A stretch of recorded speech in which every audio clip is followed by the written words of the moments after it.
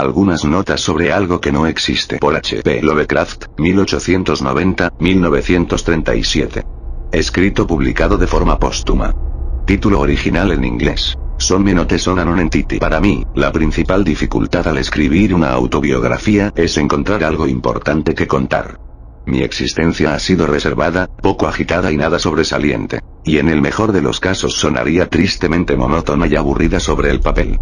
Nací en Providence, RI, donde he vivido siempre, excepto por 2 pequeñas interrupciones, el 20 de agosto de 1890, de vieja estirpe de Rhode Island por parte de mi madre, y de una línea paterna de Devonshire domiciliada en el estado de Nueva York desde 1827. Los intereses que me llevaron a la literatura fantástica aparecieron muy temprano, pues hasta donde puedo recordar claramente me encantaban las ideas e historias extrañas, y los escenarios y objetos antiguos.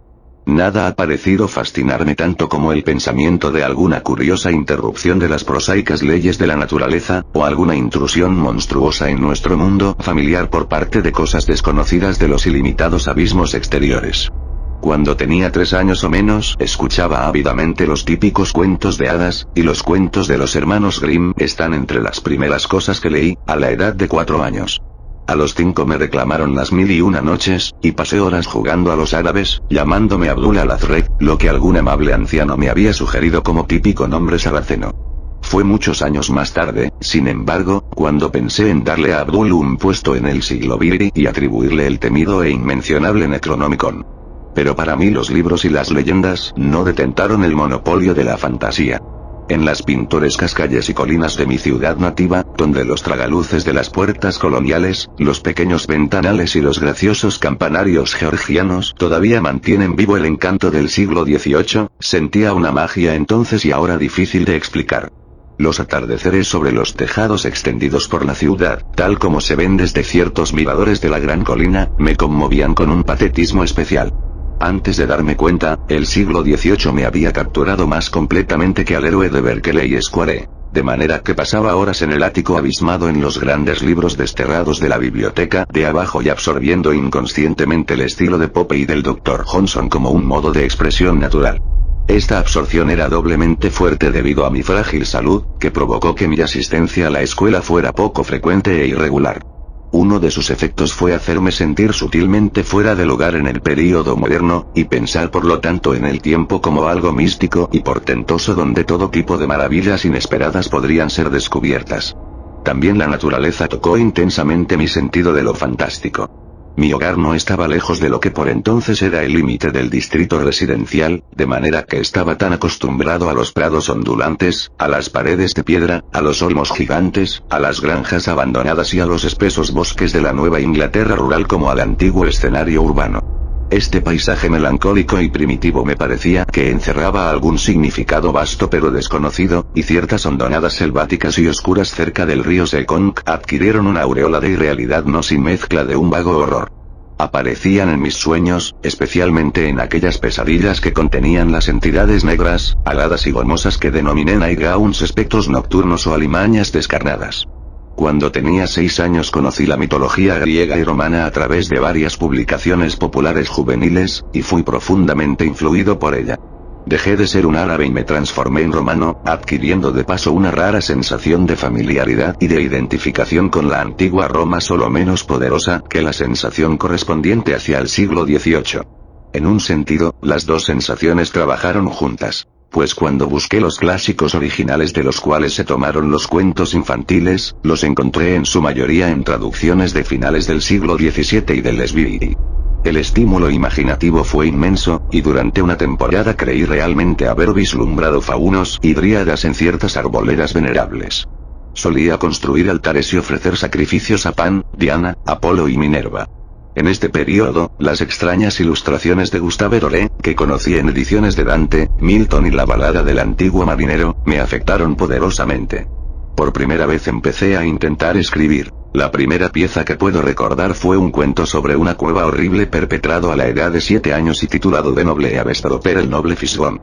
Este no ha sobrevivido, aunque todavía poseo 2 hilarantes esfuerzos infantiles que datan del año siguiente. The Mysterious Ship, la nave misteriosa, y The Secret of the Grave, el secreto de la tumba, cuyos títulos exhiben suficientemente la orientación de mi gusto. A la edad de casi 8 años adquirí un fuerte interés por las ciencias, que surgió sin duda de las ilustraciones de aspecto misterioso de instrumentos filosóficos y científicos al final del Webster's Unabridged Dictionary. Primero vino la química, y pronto tuve un pequeño laboratorio muy atractivo en el sótano de mi casa. A continuación vino la geografía, con una extraña fascinación centrada en el continente antártico y otros reinos inexplorados de remotas maravillas. Finalmente amaneció en mí la astronomía, y el señuelo de otros mundos e inconcebibles abismos cósmicos eclipsó todos mis otros intereses durante un largo período hasta después de mi 12º cumpleaños.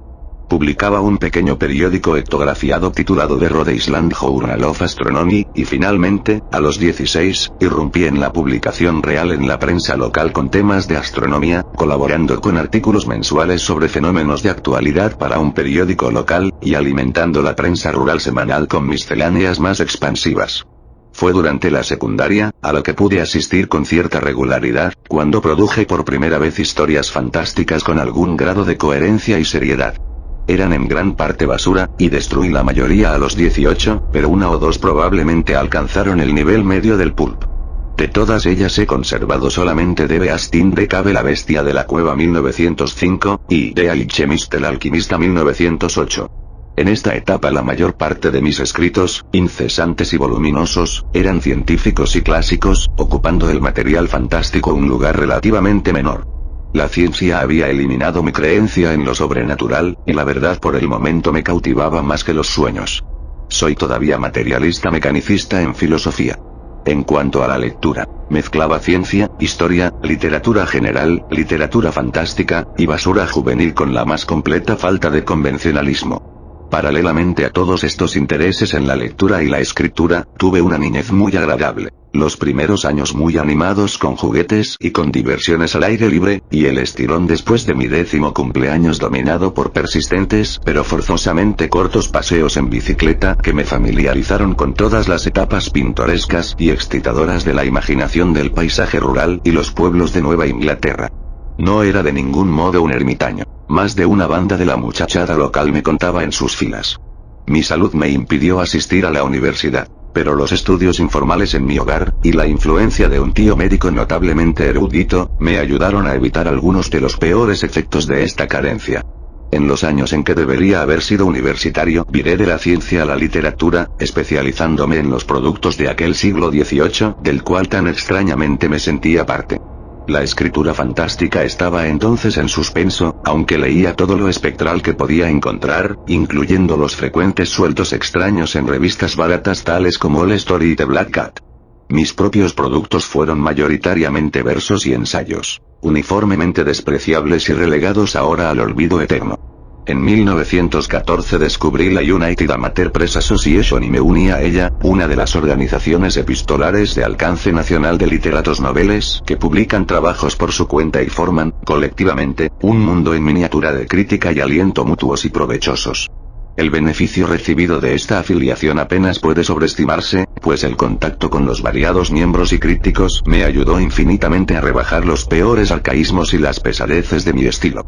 Este mundo del periodismo aficionado está ahora mejor representado por la National Amateur Press Association, una sociedad que puedo recomendar fuerte y conscientemente a cualquier principiante en la creación.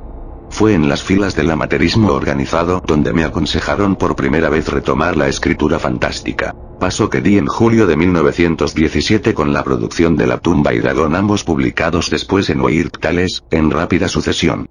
También por medio del amateurismo se establecieron los contactos que llevaron a la primera publicación profesional de mi ficción, en 1922, cuando Homebrew publicó un horroroso serial titulado Herbert West, Reanimator.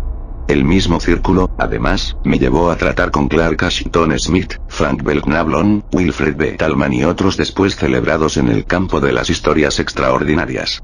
Hacia 1919 el descubrimiento de Lord Dunsany, de quien tomé la idea del panteón artificial y el fondo mítico representado por Cthulhu, Yog-Sothoth, Yugot, etc., dio un enorme impulso a mi escritura fantástica, y saqué material en mayor cantidad que nunca antes o después.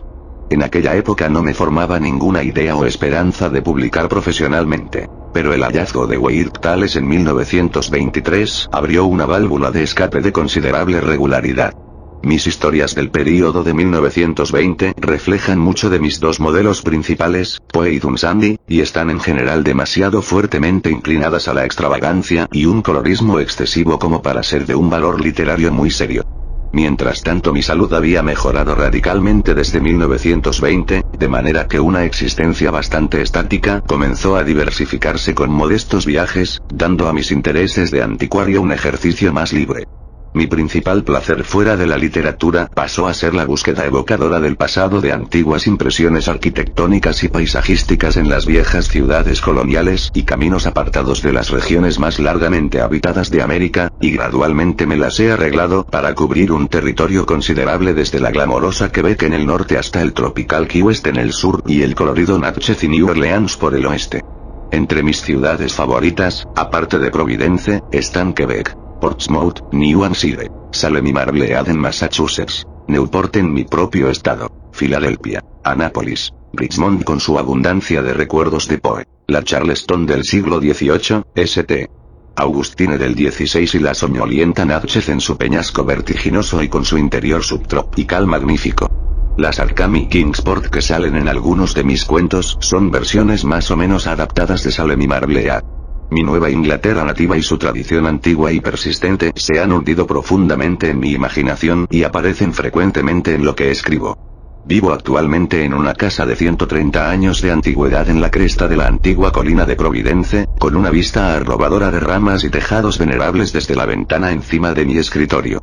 Ahora está claro para mí que cualquier mérito literario real que posea está confinado a los cuentos oníricos, de sombras extrañas, y exterioridad cósmica a pesar de un profundo interés en muchos otros aspectos de la vida y de la práctica profesional de la revisión general de prosa y verso. ¿Por qué es así? No tengo la menor idea. No me hago ilusiones con respecto al precario estatus de mis cuentos, y no espero llegar a ser un competidor serio de mis autores fantásticos favoritos. Poe, Arthur Machen, Dunsany, Algernon Blackwood, Walter de la Mare, y Montague Rhodes James. La única cosa que puedo decir en favor de mi trabajo es su sinceridad. Rechazo seguir las convenciones mecánicas de la literatura popular o llenar mis cuentos con personajes y situaciones comunes, pero insisto en la reproducción de impresiones y sentimientos verdaderos de la mejor manera que pueda lograrlo. El resultado puede ser pobre, pero prefiero seguir aspirando a una expresión literaria seria antes que aceptar los estándares artificiales del romance barato. He intentado mejorar y hacer más sutiles mis cuentos con el paso de los años, pero no logré el progreso deseado. Algunos de mis esfuerzos han sido mencionados en los anuarios de O'Brien y O. Henry, y unos pocos tuvieron el honor de ser reimpresos en antologías. Pero todas las propuestas para publicar una colección han quedado en nada. Es posible que uno o dos cuentos cortos puedan salir como separatas dentro de poco. Nunca escribo si no puedo ser espontáneo, expresando un sentimiento ya existente y que exige cristalización. Algunos de mis cuentos involucran sueños reales que he experimentado. Mi ritmo y manera de escribir varían bastante en diferentes casos, pero siempre trabajo mejor de noche. De mis producciones, mis favoritos son The Color Out of Space, El color que cayó del cielo, y The Music of Erich Zann, la música de Erich Zann, en el orden citado. Dudo si podría tener algún hito en el tipo ordinario de ciencia ficción. Creo que la escritura fantástica ofrece un campo de trabajo serio nada indigno de los mejores artistas literarios, aunque uno muy limitado, ya que refleja solamente una pequeña sección de los infinitamente complejos sentimientos humanos. La ficción espectral debe ser realista y centrarse en la atmósfera, confinar su salida de la naturaleza al único canal sobrenatural elegido, y recordar que el escenario, el tono y los fenómenos son más importantes para comunicar lo que hay que comunicar que los personajes y la trama. La gracia de un cuento verdaderamente extraño es simplemente alguna violación o superación de una ley cósmica fija, una escapada imaginativa de la tediosa realidad. Por lo tanto, son los fenómenos más que las personas los héroes lógicos. Los horrores, creo, deben ser originales. El uso de mitos y leyendas comunes es una influencia debilitadora. La ficción publicada actualmente en las revistas, con su orientación incurable hacia los puntos de vista sentimentales convencionales, estilo enérgico y alegre, y artificiales tramas de acción, no puntúan alto. El mejor cuento fantástico jamás escrito es probablemente The Willows, los sauces de Algernon Blackwood. 23 de noviembre de 1933.